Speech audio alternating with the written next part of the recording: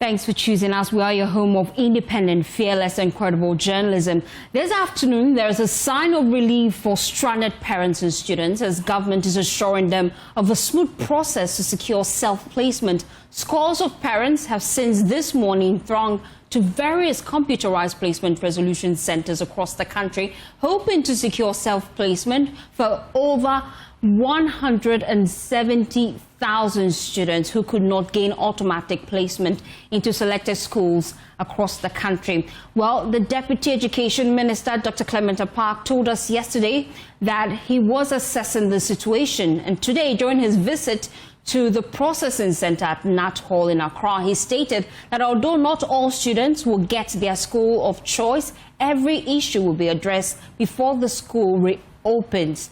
Let's listen to him. We'll be back with more. They are here, the services being provided, and to reassure them that as a ministry and a government, we will do our best to meet our needs, but also to remind them that we have limited spots, particularly in the top tier schools, the grade A schools, and the numbers seeking those schools are many. So it is not possible that everyone will get the school of your choice. But equally, other schools are important and capable of meeting the educational needs and aspirations of their wards. So my visit is to reassure parents on behalf of the minister that we will do our best and to have a first-hand experience on what is happening here and how well our team is performing with regards to helping the parents and the students to resolve the reasons why they are here. So having been here, what's your assessment? What is the priority here? Well, I think so far it is going well, and I'm expectant that even if we are not able to solve every problem, we will be able to solve most of the problems. As I said earlier, the reporting date is 18th of October. We set the date deliberately to allow for ample time so that we can iron out all these challenges to make sure that by the time students are due to report, these issues will have been properly resolved. Thank you. Thank you very much. It's enough. Let's cross over now live to Nat Hall, where my colleague Collins Frimpong is on standby. He's been monitoring the process all morning. Collins, what's the situation as we speak? At Hall, the situation has not really changed compared to what we've been reporting since morning. But the only increasing every minute by minute. Just a few minutes ago, we went outside there to have a feel of what is happening there, and to my shock, outside who are trying to gain access to the main auditorium. I'm referring to the NAT prevented, and few of my engagement with them suggest that they were already inside, that they went out to print some of their documents and including some of their resource, but because of the number of people, secretariats or the coordinating secretariat is trying to manage inside there, they are being prevented from coming in. And so the situation outside there is quite a bit chaotic. Some people struggling to come in. Right, one of the entrance just behind me, that from my view, they are there, and also even the exit door, some people are still there. Right here, as you can see, there's school placement, 205 school placement, where the banner is one of the exits. That about 5 policemen are being stationed there, and just behind them are a number of students and also parents who are also trying to gain access to the main auditorium.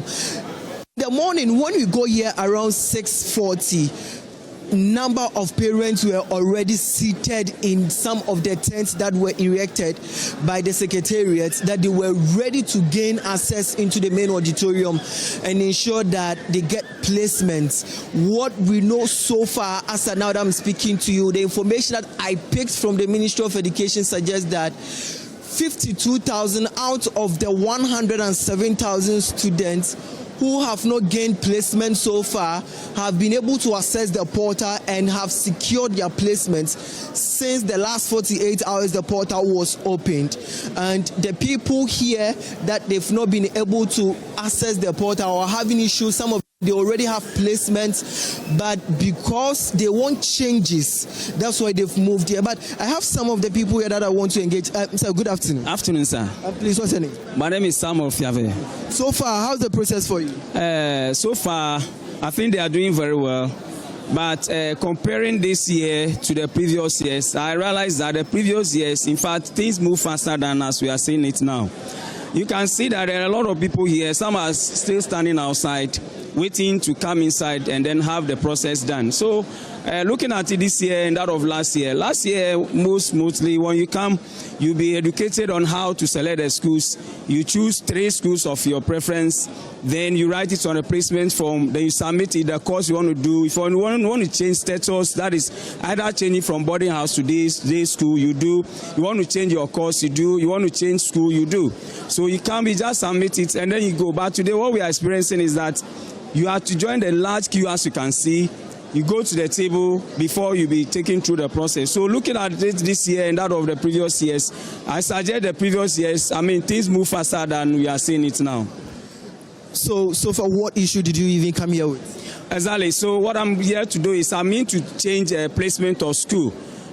So I've already written it. Supposing they came for it, and I would have gone a long time. I left school around 11 a.m. and as you can see, it's almost getting to 4 p.m. but we are still hanging around. We've seen some of your colleagues, I mean some students and also parents who are stranded outside.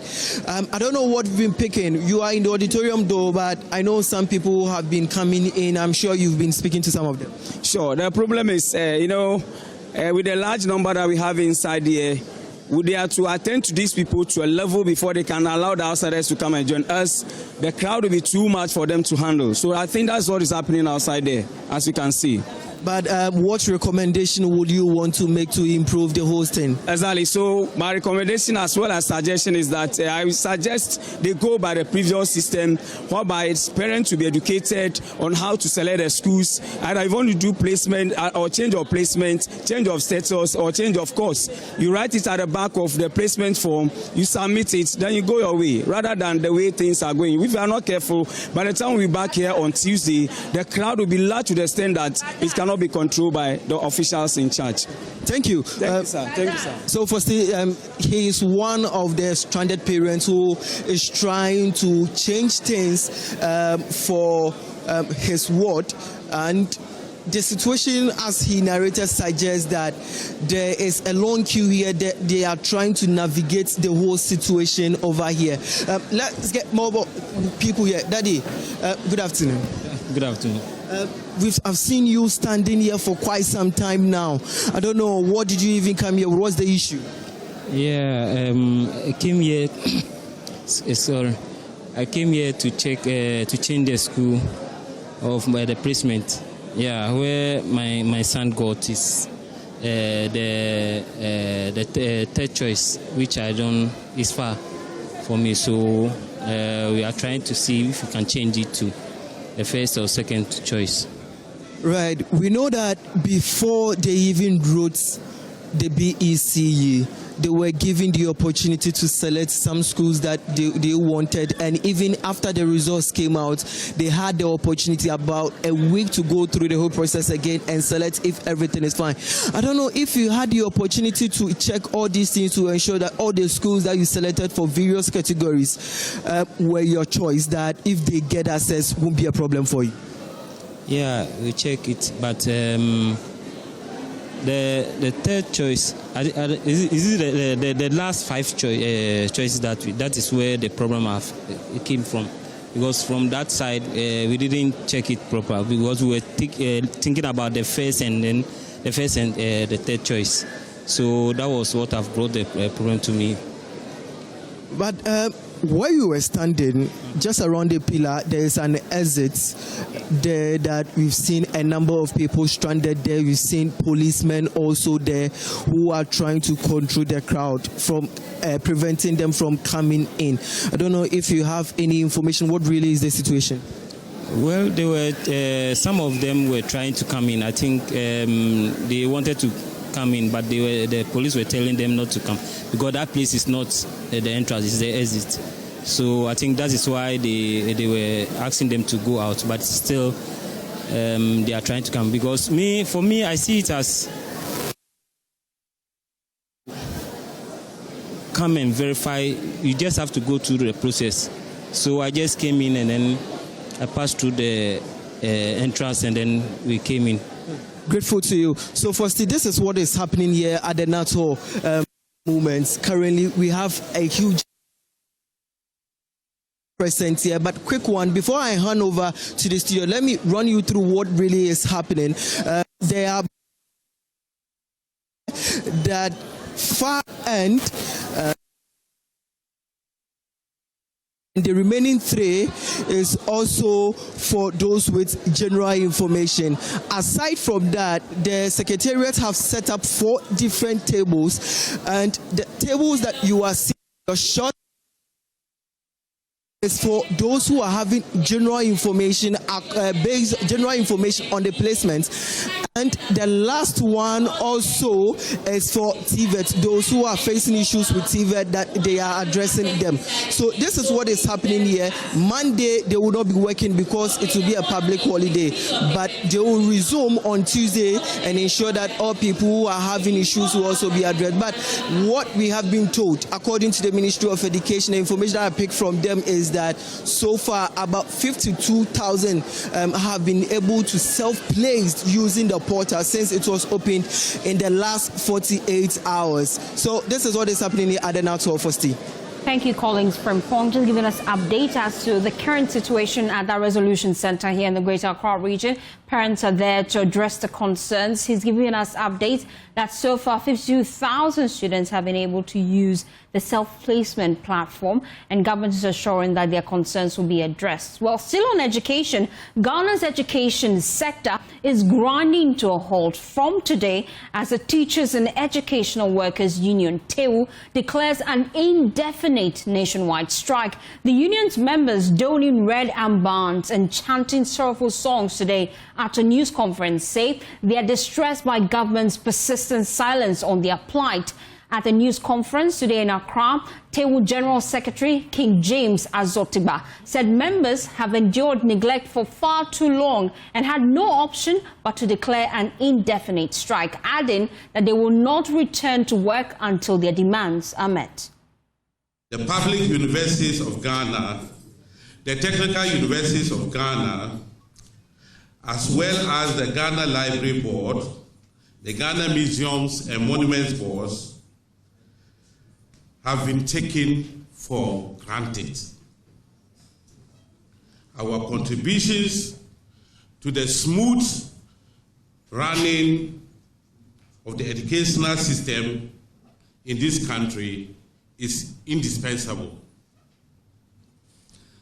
Yet, we are constantly being sidelined. When it comes to welfare, when it comes to staff benefits, and more importantly, our conditions of service, which is rightfully our right as enshrined in the Labour Act, Act 651 of 2003.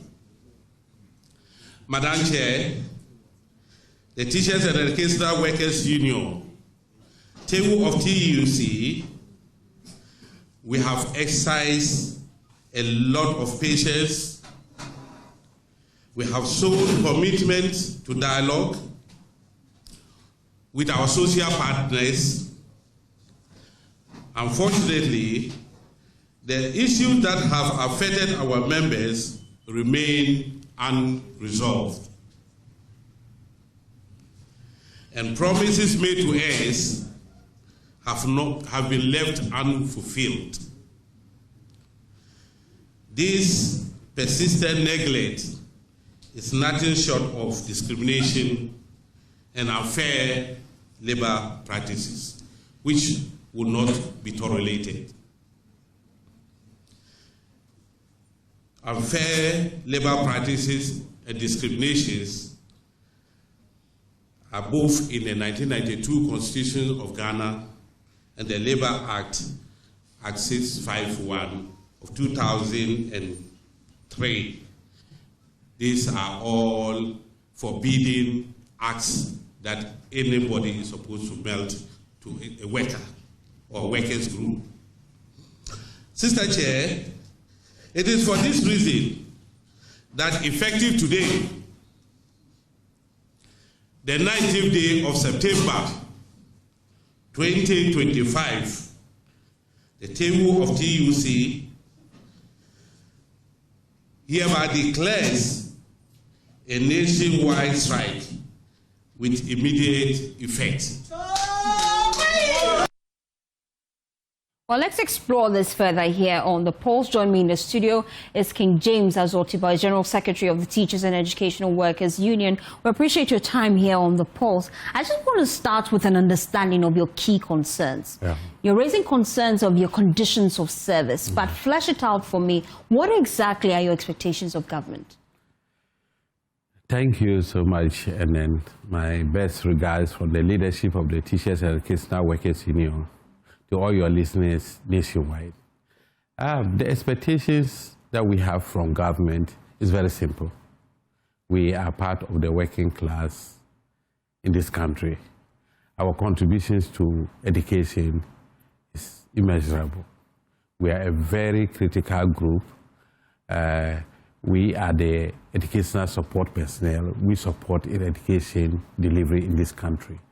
And so what is currently happening is a little bit of a sign of discrimination of labor, a sign of unfair practice. We're saying this because we work in the same educational environment like in the public universities, the University Teachers Association, the Senior Staff Association of the public universities. Their conditions of service have been signed. And that of my members who are the junior staff members of the public universities and the public technical universities are left unsigned. We feel seriously slanted on that. When you come to the Ghana Education Service, the total employee strength of the Ghana Education Service is 400,000 workers. And these workers include teachers and the non-teaching class. The teachers unions in the Ghana Education Service, we have 4 unions. The Ghana National Association of Teachers, the National Association of Graduate Teachers, then we have the Pre-Tertiary Teachers Association of Ghana, formerly CCT, and then the Teachers and Educational Workers Union, table of TUC. The 3 teacher unions have a total workforce of 350,000 teachers. Their conditions of service have been signed for them. My members are just about 50,000. And yet, since 2020, our conditions of service are pending. And I recall this is not the first time you've raised concerns about it. Last year, November, you also withdrew your services over the same demands. And it hasn't been resolved. Yeah. Let's talk about the key details. When it comes to condition of service, I know it has to do with your leave days and what have not. What are the key new amendments in that service that you want government to append their signature to? Oh, okay. So the condition of service is a total document that includes all the contract of service that we as the unions negotiate for our members with our employers and the employers' agencies. And so when we talk about the employer agencies, hitherto we used to negotiate with the vice chancellors in the public universities. So we go to the University of Ghana, we meet the vice chancellor, we negotiate. Then later on they change to a committee of vice chancellors, so it rotates. So if it goes to Tech, we go to Tech and negotiate for all the universities. Now the system has changed. The Ghana Tertiary Education Council, GTEC, is now in charge of everything in education, including negotiation of salaries and conditions of service. And so they will have to sit. The Director General of the Ghana Education Service will have to sit. The Chief Executive Director of the Ghana Library Authority and that of the Museums and Monuments Board, they have to sit. And then a rep from the Ministry of Finance. And that has already been done? Yes, we have had a fair sitting and we have signed the rules of engagement. So what is just left is left with just a little of the financial component of it, which the fair wages and our employers, agents, have done the calculations and submitted to the Ministry of Finance. So for them to just give them the go ahead to sit down one day, within 5 days, all the 5 conditions of service will be concluded. What are the rules of engagement? Rules of engagements are when you submit your proposals to the government for negotiation, that is the condition of service, they will look at it and then they will come out with the laws of negotiations. What you can do during negotiations. So if like we are on the table, I cannot go on strike. If we are on the table negotiating, I cannot write a red band. But if you call us for rules of negotiations in June 2025, and you are given a mandate by 28th of August, you should conclude negotiation with me and let us report back to the National Labour Commission. August has ended. We are in September. They are not getting even the permission to call us. Because when they call us back to the table, we have to negotiate and conclude. But as leadership, you have been engaging the key players in this, the Education Ministry as well as the Labour Ministry. What assurances are they giving you and what explanation really have they made for this delay? Unfortunately, they are helpless. They are helpless. The only help that can come from the Ministry of Finance. Until then, I think they want us to stay at home. So there are financial commitments to some of these conditions of service. Sure, allowances? Tell me about them. Yeah, okay. So the only allowance, which is nothing to talk home when we do comparative figures. In the case of the Ghana Education Service, it's a one-time allowance that we want. That is a continuous professional development and skills allowance. Continuous professional development and skills allowance. And this allowance is just a one-time of 2,400 in the whole year. And so when they say, okay, if you think you can't gather all that money at a go for 400,000 workers, why don't you pay it monthly? Which will be less than 200 every month. Is that a proposal on the table? Oh, yes. But they want to pay it at a one-time payment every year. So what is happening is that on our condition of service, it started from 1,002, it has moved to 2,400. So what is on our condition of service is 1,002. The review one is 2,400. The teachers enjoyed 2,400 last year. And if they should do the payment today, they will get 2,400 and we'll still be at the 1,002. But that's like 100% increment. Yes. And what's government's concern? They don't have the money, do they? Oh, I don't think they don't have. If they can cough that money for 350,000 teachers, I don't see why they cannot get that money for 50,000 education support personnel. I don't know. I will come more than confused if they tell me they can't get the money. I don't think that is an issue. And okay, maybe the other issue is that it's just that they don't even have time to just sit and they don't take us to be serious. Have you tried engaging the finance minister's leadership personally? You know the system in this country. And we in the trade unions will work according to our sector ministerials. Yes. And so my sector is under the Ministry of Education. Closely I work with the Minister of Employment and Labour Relations.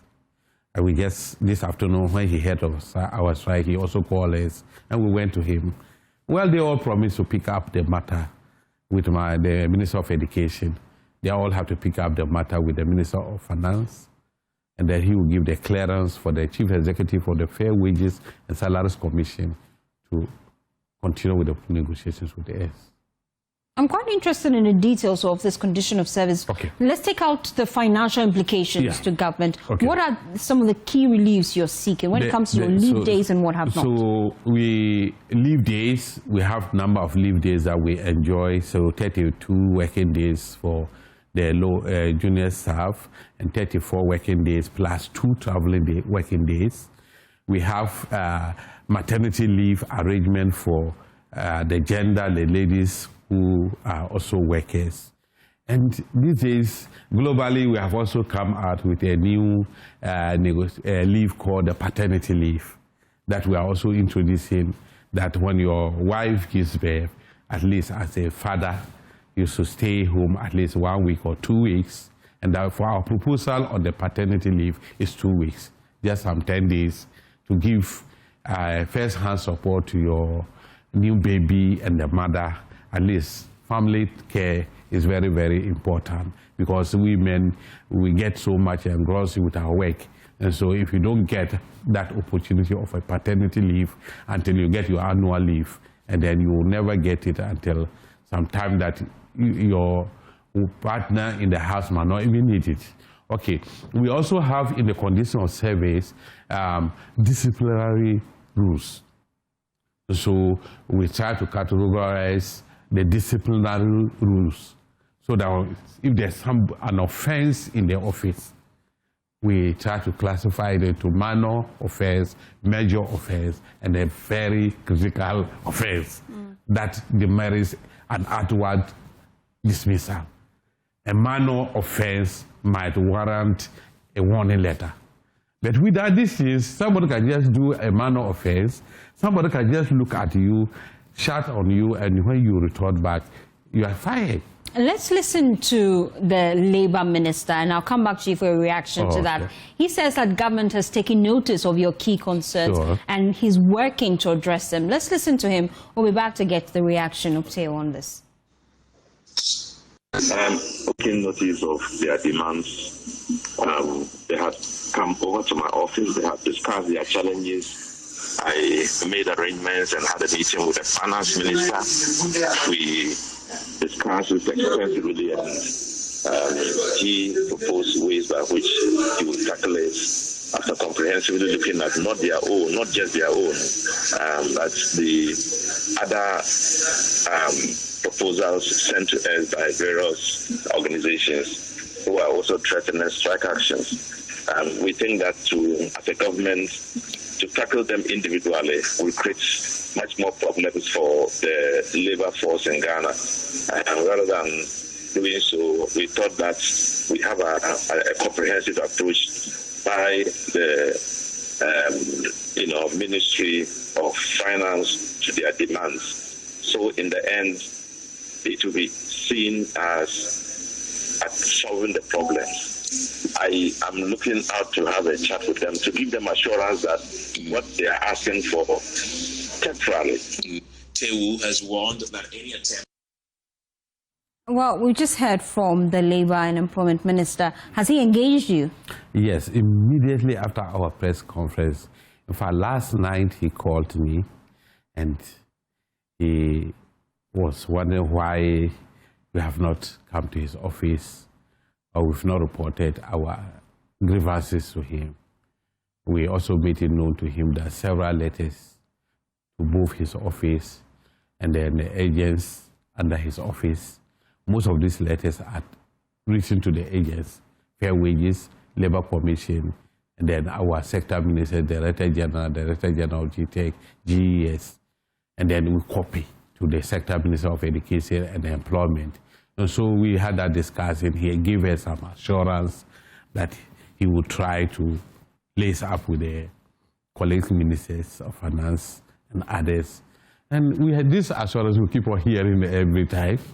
And we pray that this is going to be different. What will it take for you to go back to the classroom? What will take us to go back, for me to be able to go back with my team, is if we have the full assurance and the proof of financial clearance from the Finance Ministry to the Chief Executive of the Fair Wages and Salaries Commission and our employer agents to go back to the table.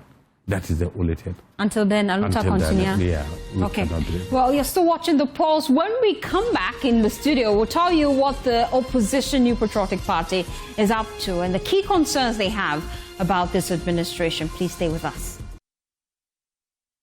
Thanks for staying with us here on the Pulse. Now, the opposition New Patriotic Party is this afternoon accusing President John Dramani Mahama of authoritarian rule, alleging he's using state power to harass political opponents. Speaking at a news conference in Accra, the national youth organizer Salam Mustapha said the administration is weaponizing the newly announced software by the Signals Bureau to monitor and suppress dissent. President Mahama, in his maiden media engagement, if you recall, indicated that the Signals Bureau has acquired new technology that will be able to trace IP address of individuals using hate speech on social media.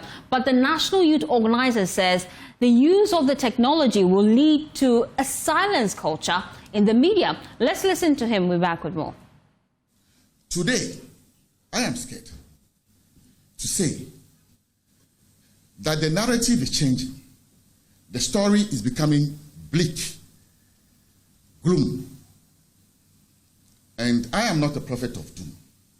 But if we continue on this parallel road, then we are on the way to Damascus. But all we patriots stand shoulder to shoulder with each other to say that we will not allow this country to be taken down a dangerous road. We have seen in the last period an evidenced pattern of gross abuse of power by the NDC government. Selective justice is taking center root in our society, and this is dangerous to the democratic ethos that we all believe in. That is why, as a party, we, our forefathers who started the fight against colonialism, will not sit and watch this country thrown under the bus. Ghana is a democracy and not an autocracy with a supreme leader. Today, I am scared to say that the narrative is changing. The story is becoming bleak, gloom. And I am not a prophet of doom. But if we continue on this parallel road, then we are on the way to Damascus, His Excellency. The culture of silence is coming back. The dreaded culture of silence that the antecedents of the NDC took us through in the dark days is beginning to be reintroduced in Ghana. Today, people are getting scared to free their minds, to go on social media to write, or on TikTok to have conversations. Because the president has told us that today they have technology that they will use to crack down on citizens. However, Your Excellency, the Signals Bureau that President Nana Addo Dankwa Akufo-Addo established was for a good purpose. Well, thankfully, I have with me the NPP National Youth Organizer, Salam Mustapha, in the studio here on JoyNews Prime on Pulse. I beg your pardon. Thank you so much for joining us. Now, for those of you who watch Prime a lot, you understand what just happened. Don't worry. We're doing the polls this time. But then I can see you have a lot of concerns, really. Let's take them one by one. You feel this government is targeting the previous administration. Why exactly? Thank you for having me. And good afternoon to your viewers. Rightly so. I didn't need to say the evidence is out there. Almost every now and then, there is an arrest of an NPP person. I don't know if you have ever heard since this government came into office that someone affiliated to the NDC has been arrested. But if you have issues with the law And no one is above the law. Exactly. Nobody is above the law. So that is why why are you a concerned? court cannot tell us that before the law, some are more equal than others, and that we are in an animal farm. Sorry to say, we are not in an animal farm. You're referring to We are the in a court's democracy. verdict with Abroyan DC's case. Is that the concern? Absolutely. There are plethora of cases that the state, the national security system, if they were fair, would have handled it the same way they go Rambo style arresting NPP people. We went to Ablekuma, not for a rerun of some polling stations. We saw the attack on Hawa Kumsin and our deputy national organizer. We ID'd all of them. We know where they are. Alajo here, Mamobi, Nima. They were not arrested because they're NDC people. The communication officer for the NDC in the Bokwa North constituency, North or South, one of them, in Akwitia, threatened the life of the minority leader, Ghana's parliament, the minority leader, that if he had, met him, there would have been a by-election in Efutu. To which he would have killed him, threatened the life of our national organizer, Nana B, threatened the life of the minority chief whip, Anodompe. And you petitioned the IGP on it? We petitioned the IGP, yes. Signed by the General Secretary. Any response? Zilch. Nothing. The guy is still working free man. Because he's NDC. We saw NDC Vice Chairman Azoka attacking our third Vice Chairman. But the police tells us he was arrested. No. Forget that charade. You don't believe the police service? It was a charade. Oh, they put out a statement. They tell us that they arrested him. He was invited for questioning. Minutes after that, Azoka posts a video of he sitting cozily with his boys and laughing. After his arrest? The so-called release when it came out. That was what happened. That was the reaction to it. It tells you that there is a certain clandestine behavior being put up. Intolerance by the government and quest to kill dissent is so high that they have targeted an NPP activists who speak out or heavily criticize the government.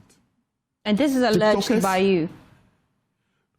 I have lived it almost every now and then at the police or the court. In fact, now basically I know almost all the people working at the circuit courts, from court 1 to 9, police CID virtually now, I know almost all of them working there because of the rampant, visitation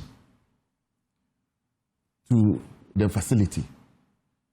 It's been so consistent that they shouldn't even be ashamed that we are so perverse and bad, that the picture is becoming so clear. But the concern really is that if your members have done something that is against the law, they ought to be invited. Nobody has a problem with that. We are saying we have a problem with selective application of the law. Selectivity, there's selective justice going on in the country. If our people so-called misbehave, in the case of Obama, the misbehavior, misconduct, is that he posted a picture. So because of a picture, they went and broke down his door in the middle of the night and bundled him out into police custody. That's all. That was all his crime. In the case of Adenta Kumi, he was the same Rambo style. Heavily armed men stormed his house at dawn, took him into custody because he sent a petition to His Excellency, the President. In the same manner, others petitioned the President to remove the Chief Justice. He also has, he has a different opinion and uses the same channel to write to the President to say that, no, we cannot do this. Then he is a subject of arrest. Okatechie Frifa Mensa. went to school and wrote an exam on his way home. 3 fully loaded pickups, armed men, pack, and they rushed on him. They won't ask him anything. They won't show any proof of who they are. They just took him, threw him into the pickup, and bolted away, where they won't tell anyone until lawyers went out searching for him. For a reason nobody can tell. Gordon Asaribediakon, your colleague journalist, was picked up, taken to the police station, held there. Was no question, nothing, no reason. But today they are all walking free, so why are you still hitting the streets? Good. The danger it portends is the gross abuse of human rights. And it is a danger to society because if a government, a democracy, all of a sudden forgets itself and begins to mimic an autocracy with a supreme leader, it's not just me who is not safe. You are not safe as well. President Mahama says he's not a supreme leader. Your journalist was beaten, Carlos Kaloni, for going out to do his work as a journalist. He was beaten. So it's not just about NPP people. If they finish arresting NPP people, molesting us, abusing our rights as citizens of Ghana, they believe that we are second class. When they finish with NPP people, they'll come after you. Some people feel that this is just political talk, really. It is not political talk. It is real. It is happening. Shatawale was recently arrested. Invited by Yoko. Shatawale is not a politician. But what they were doing to the politicians was extended to Shatawale. And if we are going to go into, if you are going to look at Shatawale's case in its totality, you begin to see the spokes of politics piercing through it because they are looking for someone. But if that is the argument, Shatawale has done songs for the NDC administration. In the past. Doesn't mean that they can't turn and come after you. That's why I'm saying that it's not really, a political thing. If, for whatever reason, they can throw anybody under the bus, they can do it to anybody. That's why I'm saying that if we allow this to fester, take center root, then our democracy is gone. Because our democracy thrives on the sharing of opinion. My opinion, your opinion, let's amalgamate them and work with it. Or see whichever is superior and work with. Today, how come this government is so intolerant that free speech is a problem in Ghana? That a judge can tell us that freedom of speech I can guarantee. Freedom of after speech I cannot guarantee, quoting Idi Amin, who was a dictator in an autocratic environment, being quoted in a democratic setting to make a point. Okay, we'll put the law aside and deal with you just because people feel you are less of a person because your party is not in office. And that even when NDC people misbehave and we take petitions to them, they will not arrest them. Even when you catch them live on TV, like what they did to Hawa Yakubu and Hawa Kumsin and Chris Lloyd, when we ID'd these people and even told the police where these people are, they will still not arrest them because of politics. And now let me tell you the last one. There's this boy called Ralph, something. Yeah. Yes. He broke into the Rich Hospital, beat up a nurse. Nobody arrested him.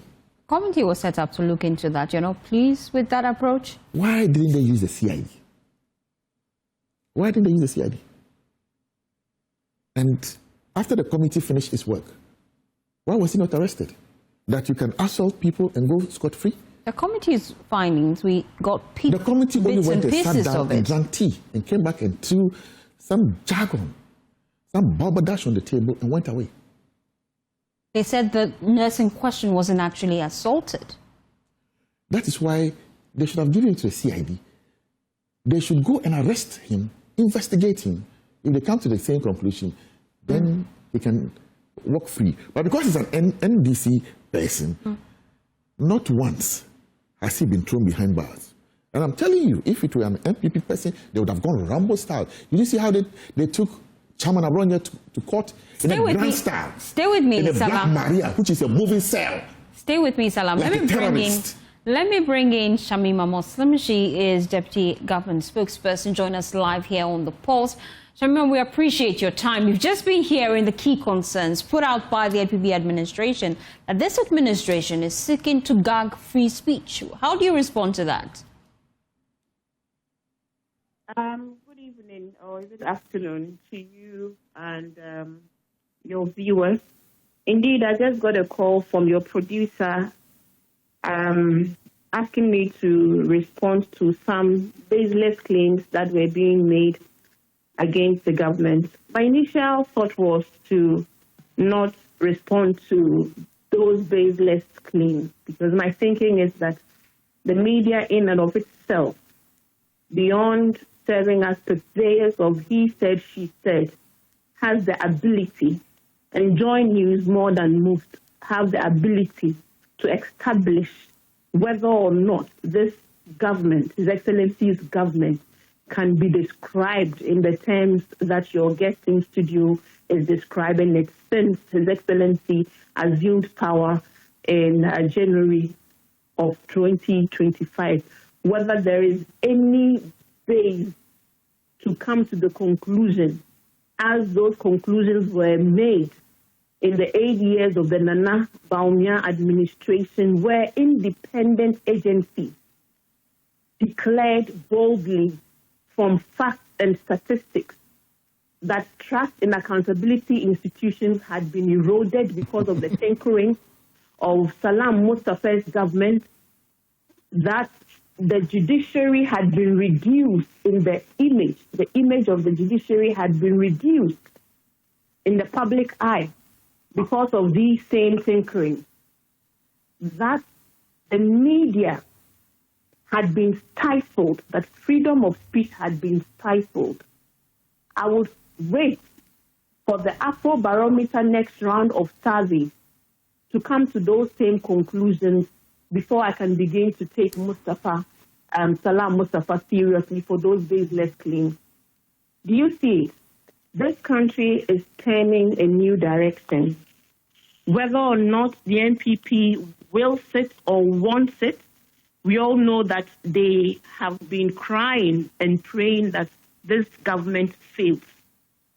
Former member of parliament told all of us that it is not in their interest for the John Mahama government to fail.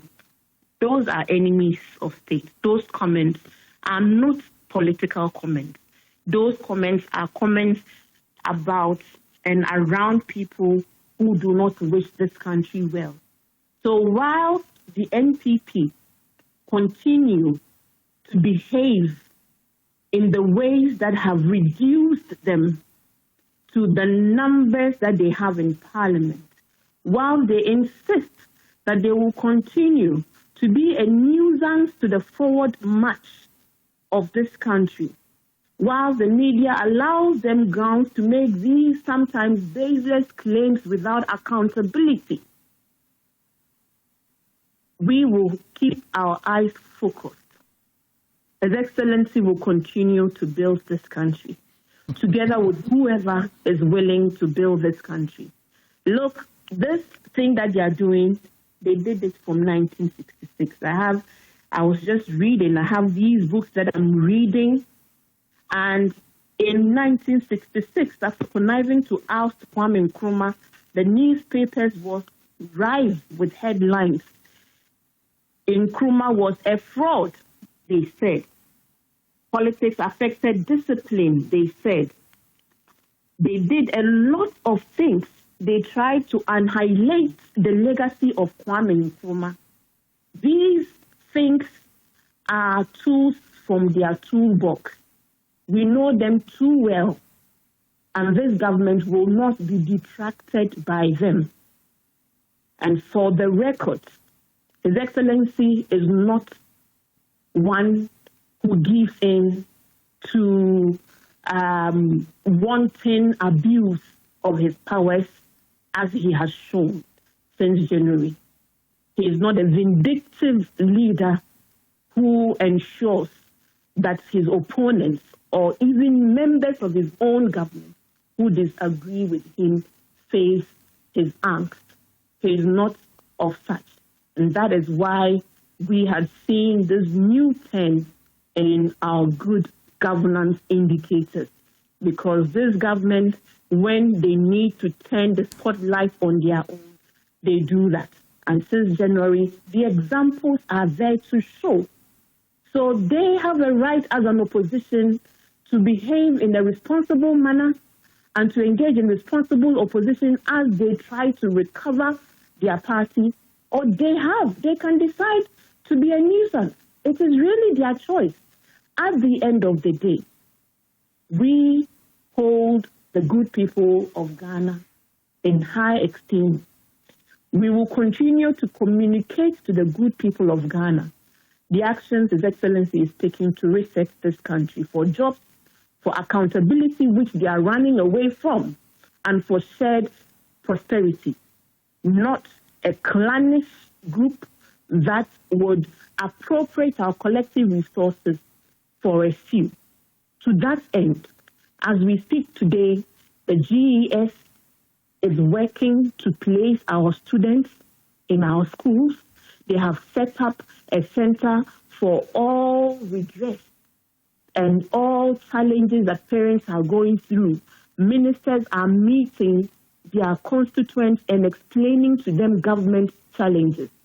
Even with the vexed matter of Galamsey, we are openly, transparently, accountably speaking on government actions to solve this environmental terrorism. Please, next time, invite us on real issues of development for this nation.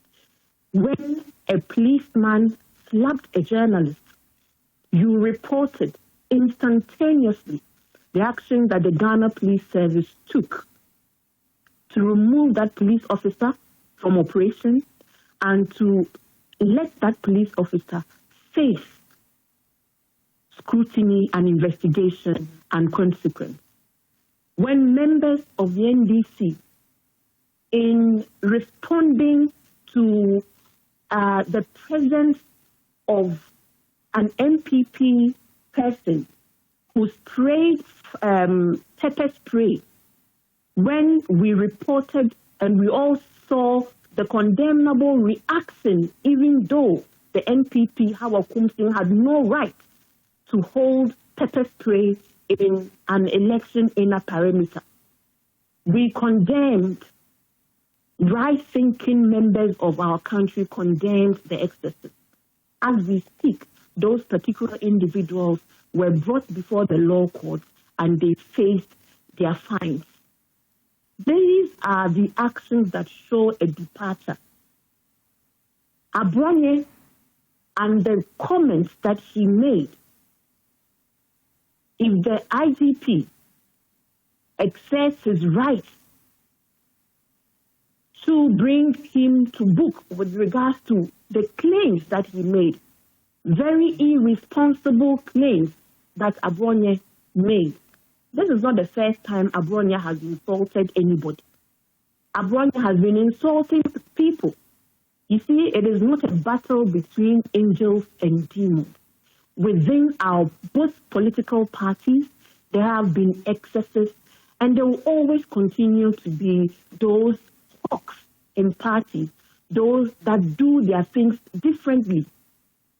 But however different you want to be, you must always work within the boundaries of the law, because when you breach the law can choose to come to you and for you.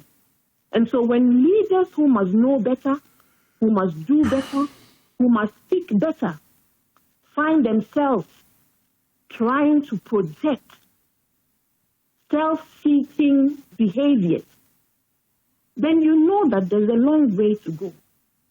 But the light at the end of the tunnel is that the invitation that His Excellency John Mahama keeps getting from the opposition New Patriotic Party, the provocations that they keep bringing his way, he knows them too well he will not give in to them because he's focused. He knows what he's doing. Okay. He's building this country, and he will do it with or without the new Patriotic Party coming on board and engaging in responsible opposition, as by rights they should. Calling us and expecting accountability is what every citizen must do. But not lies, not fake news. An MP published a fake news card that I had said an NPP MP just 2 days ago. But at least he had conscience when his attention was brought to the fact that this fake quote card was published by their fake news machinery as far back as January. He put it down and apologized. So there is hope within the new Patriotic Party that there are some elements that when their attention is brought to their own Zandam, they would come back on apology just so we build this country. Thank you so much, Shamima.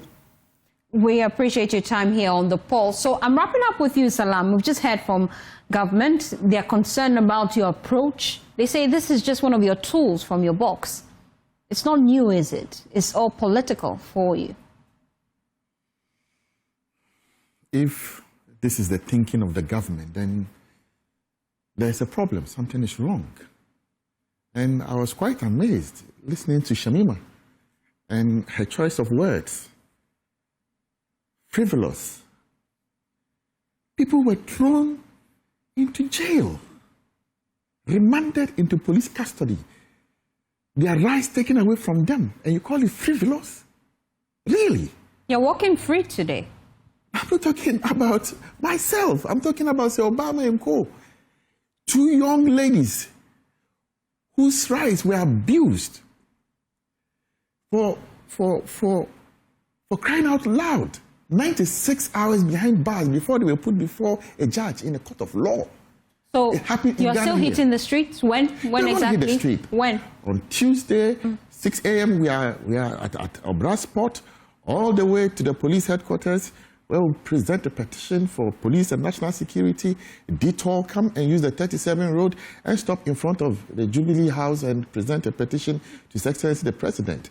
And that it is not frivolous when you are abusing people. Okay, thank you so much, Salam. Don't use the words like, we want to provoke the government. Nobody wants to provoke the government. Thank you so much, Salam. At this point, we have to go. You're still watching the polls. When we come back, we have a conversation on Ghana's National Association of Local Authorities of Ghana and some of the key concerns they are calling for. I'll give you details after this break. Thanks for staying with us here on the polls. Well, to other stories now, the National Association of Local Authorities of Ghana is calling for legislation to support John Mahama's led administration initiative of providing allowances for assembly members. The association says that while the initiative is commendable, backing it with law will elevate the concerns among members and ensure its sustainability regardless of the party in power. Speech to us. As part of his campaign promise to enhance decentralization, President John Dramani Mahama pledged to provide allowances to all assembly members to assist them in their work ahead of the 2024 general elections. This initiative aims to support assembly members in fulfilling their responsibilities effectively. During a national conference and training for presiding members at the Institute of Local Government Studies in Accra, the association's president, Alfred Asiedu Ejay, noted that this step fulfills a political promise and therefore requires formalization. But this one is more or less a monthly statutory something. Now, what we are advocating for is that this was a political promise which has been fulfilled, not backed by any law. Okay? Not backed by any law. So maybe the president can wake up one day that, oh, I'm not going to fulfill it. You can't hold the president responsible for this. Or maybe when there is a different government, you can say that I'm not going to fulfill it because it wasn't a promise that I made to you. So what we are fighting for is that it should be backed by law. okay, it should be backed by law. I mean, we have all the laws and everything. It should be inscribed in our constitution so that we know that as for this one, it has come to stay forever and ever. In response, Bernard Ahiafo, the first Deputy Speaker and Member of Parliament for Akachi South, stated that Parliament would be prepared to pass a law ensuring the initiative remains binding for future governments if it is presented before the chamber. I do not see him revoking that particular decision because I have known His Excellency President John Dramani Mahama to be a man of his words. Whatever he says, he does it. And I don't think he's going to reprobate and approbate by giving them the allowance with the left hand and revoking it by the right hand. That one, no. So the fear might be that in the long future, if there is a change in government and there is no law backing it, and that government wants to change that particular policy. So against that backdrop, whilst President Mahama is in power, I think it is in the right direction to formulate it into law so that it will be binding every successive government. Approximately 261 presiding members from across the country gathered in Accra as part of efforts to enhance local governance and improve understanding of the local governance system. The training held under the theme Empowering Local Governance Actors and Institutions for National Renewal under a New Dawn provided members with a platform to voice their concerns regarding the challenges that hinder their effective operation. Jacinto Andrews Kwaku, the national dean of the group, urged the government to provide them with vehicles instead of motorbikes to improve their service delivery. We are about 261 assemblies. For that matter, should we provide colleagues with vehicle, I'm sure the presiding member's office, it is going to help because we have the oversight responsibility. And anyone who has oversight responsibility means that you must be moving at all time. Sometimes I will tell you that with the motorbike, because of the rain, I'm limited, because of the terrain. But however, once you are mobile, especially having a vehicle, just like other officers, the technocrats and others are doing. You know, you see them doing some more. We are always giving an excuse that maybe because of the rain, we are not able to do much of our oversight responsibility because ours is about oversight responsibility. So I realized that we're handicapped. Fatal Bayaga, to us. JoyNews, Accra.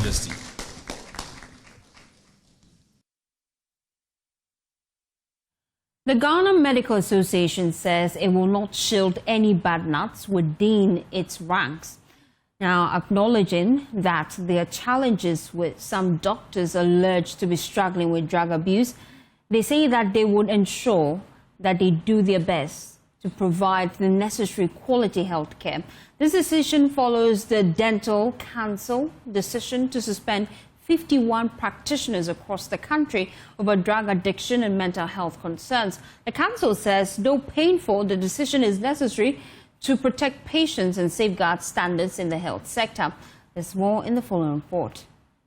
Of the Medical and Dental Council, Dr. Divine Banyubala, speaking on the Pulse on the JoyNews channel, revealed that the affected practitioners showed clear signs of impairment, raising doubts about the ability to deliver safe and ethical care. Fitness to practice comes in when we think that a practitioner has either infirmity of the mind or by issue of degeneration through age. Right. Their skills and competence. Imagine a surgeon, eminent surgeon who has developed Parkinson's. When we have dependency or addiction, these are all matters that touch on what we call fitness to practice. The council also raised alarm over rising patient complaints, including shocking cases of doctors breaching professional boundaries. In one instance, a patient alleged a doctor sucked her breast during consultation. So they have schizophrenia, which is a large box, about 30% of them. We have a group of them who have personality disorders, others suffering from depression, and others from substance abuse or addiction, whatever. So when you say substance, what kind of substance? Illegal substance? So some persons are on tramadol, right? Addicted to tramadol, others on morphine, others on pethidine, others on heroin, and others a mixture. President of the Ghana Medical Association, Dr. Frank Serebo, admits some doctors do battle drug abuse and insists the association will not cover up for them. But he maintains the Medical and Dental Council must get its facts right, stressing that no GMA member has been suspended in the past 2 years. Some of our health personnel do engage in some form of drug abuse. And it is not strange at all because we deal with drugs. Just as our patients abuse drugs, the same way when we also experience certain conditions and those drugs are prescribed to us and we see the euphoric effect of those drugs, sometimes we are hooked onto it. So we are not saying that we are immune to those nuances.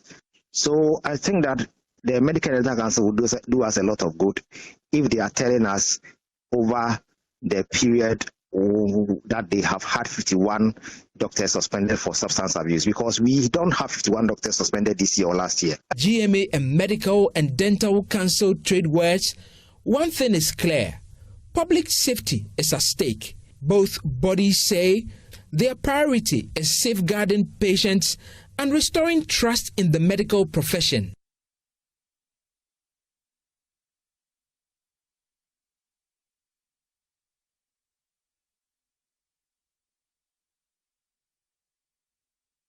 Join me now is the acting chief executive of the Mental Health Authority, and he's also a lead addiction specialist, Eugene Odro. We appreciate your time here on the Pulse.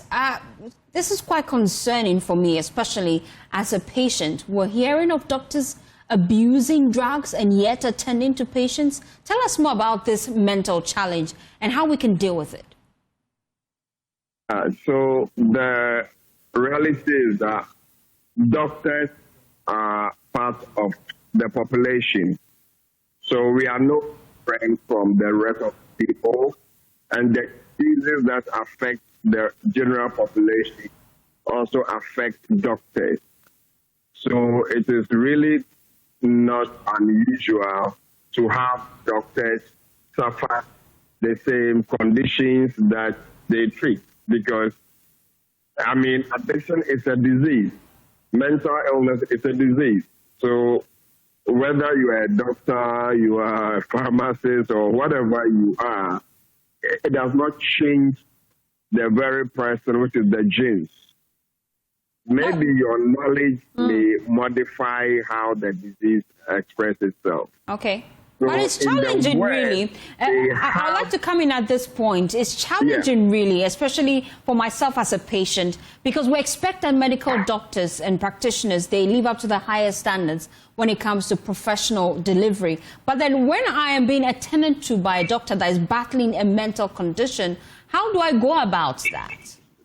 Yeah, so it's like I said, it's the same way patients, the general population have it. So in the West, that's what I was coming to. We have what we call, physicians' health program. So these are special programs made for doctors who have medical conditions like mental illness, drug abuse, that affect the work they do. Okay, so that is what we have been advocating in terms of mental health practitioners, that the Medical and Dental Council, should have a physician health program that help physicians that, go through this condition. And, if as a patient you see your doctor going through, I think it kind of reminds us that what you study does not change your humanity. It tells you that you are no different, you are no superior to the people we treat, and therefore you treat them with the respect they deserve, because you could have also been in their shoes, even though you have been to school with it. So it is something that the Medical and Dental Council have been doing, because I have been part of it, where they refer doctors for help. But what I'm asking is that because there's a lot of emphasis on the fact that doctors are trained and they are highly respected, we should probably have a special program for doctors who go through such challenges. and then we know how to manage them as mental health, fraternity, so that they are managed specially because of the unique positions they have, that their illness can affect even how they treat other people. So we are calling on, the council, which I am a member of, that yes, let's develop it. They have started helping colleagues with the problem. Okay. But let's have a special program where even the public will know that if you suspect a doctor has a condition, or if our colleagues know a colleague who has a condition, we refer them, and then the help is given. What the council is doing wonderfully for now is the fact that when doctors have addiction, they are not punished, but the council goes ahead to provide them with mental care. So that, okay, Doc, if you allow me, just within a minute, you can wrap this up for me. As a patient, how can I spot some of these medical conditions, especially when they are psychological, if I am receiving care from a medical doctor? What are some of the signs I should look out for? No, so we don't expect that a doctor who is impaired will be attending to any patient at all.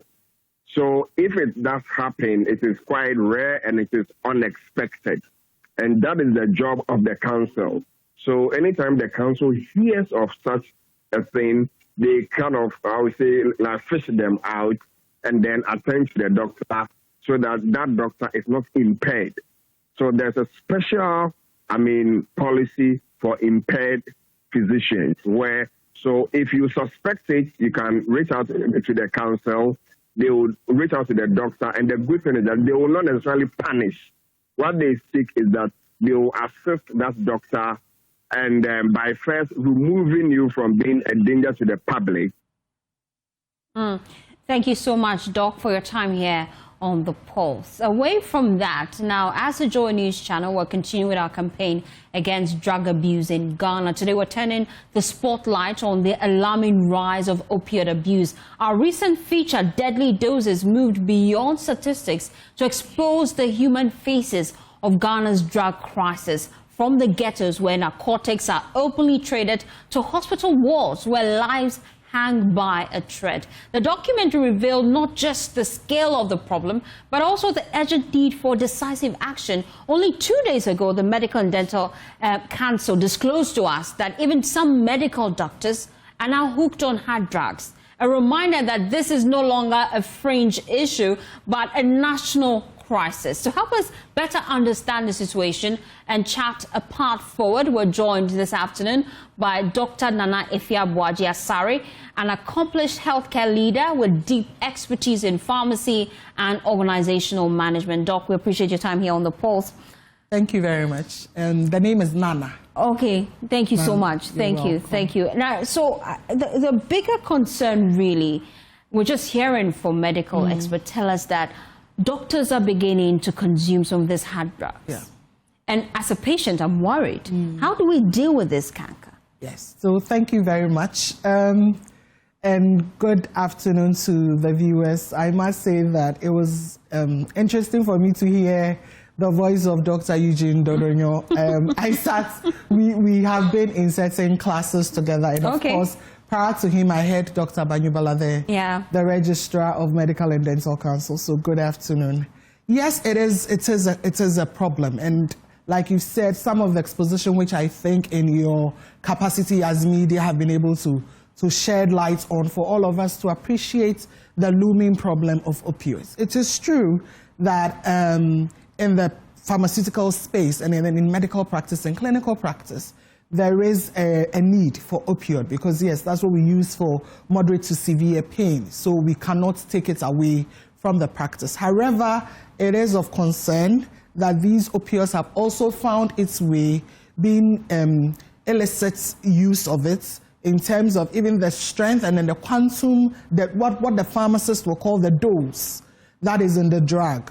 It is way above the recommended doses. So we are not just using something just for the pain, but we are actually killing ourselves because we are even being used I mean, they are using in terms of the dose that is in the medicine is not even the one that you would use or a doctor would prescribe, a pharmacist would counsel and serve you for it for whichever pain that you're using it. But some of the biggest concern, really, some of these drugs are over-the-counter drugs. I can walk into a pharmacy and buy them. How do we deal with that? Yes. So first and foremost, if we are speaking specifically with opioids, opioids is not an over-the-counter medication. Tramadol? It is not. Tramadol is not. So the one that most of us know is tramadol. Okay. Tramadol is not. Okay. Tramadol is supposed to be prescribed by a medical practitioner, a licensed physician, and it's supposed to be dispensed by a pharmacist. And I like the fact you say it's supposed to be. Yes. But that is exactly. the structure. That is not what is implemented on the ground. You walk into a pharmacy and you can buy it. So how can we even deal with the problem when it's easily accessible? Exactly. So just like you've spoken to the Registrar of Medical and Dental Council, Pharmacy Council actually regulates the pharmacist and the practice of pharmacy in Ghana. And it is for me, for us to realize that what Pharmacy Council has been doing in that space, aside the fact that they collaborate with certain agencies like the Food and Drugs Authority and the Narcotics Control Board, etc., to ensure that they apprehend some of these people. They also most recently published a list of practitioners and pharmacies that have, they found flouting some of these things, right from the pharmacist and other pharmaceutical staff, so that they are also sending a message to Ghanaians for them to know that the regulator, which is Pharmacy Council, in collaboration with Food and Drugs Authority, and Food and Drugs Authority also does that. They are regulators, and so they may need the security personnel, which is the security services, so we are looking at the police service, the customs service, etc., to be able to come on board so then they can, because to an extent, what they as regulators can do per the laws of Ghana, and so they collaborate with them. What has been found, and studies that, for instance, the Food and Drugs Authority have done, have realized that most of these tramadol, since you mentioned tramadol, let's use tramadol, most of the huge dosed tramadol that come into Ghana are not necessarily meant for the Ghanaian market. They are transiting through our space, but of course, if it is an illicit drug cartel trade that is transiting, whether they are transiting, whether they are just doing a touch and go, there will be remnants for us in Ghana. And so it is very important that all these collaborative efforts, states, agencies have to come together, help Food and Drugs Authority, help Pharmacy Council, because they are in that space to regulate. They know the brands that they have registered. In the Food and Drugs Authority that registers the medicines that we use in Ghana, tramadol is 50 and 100 milligrams. But the ones that are in this process is 225 milligrams. So that tells you that this is not a drug that has been approved for use. It is not a drug that the agencies that approve it say we can use it, and so it is an illicit. And there's to an extent that FDA, for instance, their powers, there's an extent and there's a limit to which it happens in our borders. So if those collaborative with the security services, then yes, because we would have to fight it. It is affecting everybody. Now the medics are talking about it affecting them, and we do not need that in all of the problems that perhaps Ghana does. We do not also need to add this to it. And it's only not just tramadol. FDA recently did a survey, and they also realized that even some of the cough syrups, because some of those cough syrups also contain some of those opioids. That's dangerous. So there are these, we call them codeine-containing cough syrups. It's also an avenue now, because now we know people have seen that, when you are taking the Unim Red, as it is popularly called, then people suspect. But now when it is a cough syrup, it's like, and I'm coughing, and I'm taking it. So it's quite worrying. So they are finding ways to also look at those things. And FDA has, in fact, from 2017, has had a lot of campaigns, just like Pharmacy Council. In this year alone, FDA has had about 111 public educations targeted to second cycle and tertiary institutions, because some of the surveys that they've had has actually shown that those people are the targets of the thing, and they've done quite a bit of work amongst them, and also have been able to also apprehend certain people. Like I said, Pharmacy Council just recently published an article that lists them. I mean, the names. It's not just, they are not just of the association or individuals of that individuals, are involved. Individual pharmacists, of individual pharmaceutical support staff. So the OTCMs that you're talking about, which we used to call the licensed chemical sellers, those that are involved in peddling and trading medicines that they are not supposed to do so. So Pharmacy Council just published that. And talking about the Pharmacy Council, you're looking to lead that council one day. Okay, so tell me about that race. You're in the race, aren't yes, you? Okay, so the race I'm in is the professional body which I belong to, which is the professional body of all registered pharmacists, and the professional body is called Pharmaceutical Society of Ghana. It's one of the oldest professional bodies in Ghana. It was inaugurated in 1935 on the 19th of December. So this year we are 90 years. And I find myself in the position that I'd want to also offer my service, because I've been a member of that society since 2004 when I graduated from pharmacy school. And I have served in various capacities. Most recently, the honorary treasurer of which is a standing executive committee, but I've also, immediately before that, I was the national chair of all the female pharmacists in Ghana. Our association is called the Lady Pharmacists Association of Ghana. And I find myself well endowed. I also find myself that I have also learned and gained the experience enough that at this stage, in 90 years, I can lead the society in the next tenure, which is from now till 2027. Okay, so you're running for that. Yes. When exactly is the election date? Because as a woman, I'm supporting you, obviously. Oh, that's great. Now that you've even mentioned yes, the Pharmacy Society of Ghana election. Want to know the date so that we can invite you when you win? Thank you. It is on the 24th. It's a Wednesday. It's on the 24th of September. And I would want to say, if I may, that especially to the pharmacist audience that you have, my name is Nana Bwaja-Sari. I'm your servant, and I pray and hope that I do get your mandates come the 24th of September, so that we can only not just lead, but like you said in your statement, it would also be history for our association, being the first female to lead the organization. As a first female, if you win, what would you be bringing on board, really? Okay, so with that, personally for me, it would bring me such honor to let the upcoming female pharmacists also know that this is a possibility. You put your hearts away to become competent enough to lead this organization of pharmacists. And of course, being a female and coming from that angle, welfare of pharmacists is at heart.